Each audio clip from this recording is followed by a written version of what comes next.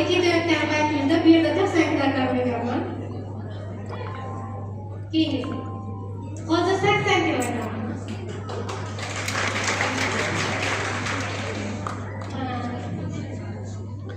Ozishni maqsad qilganimda eng asosiy sababi menda oshqozon osti bezi operatsiyasi bo'lib o'tgan.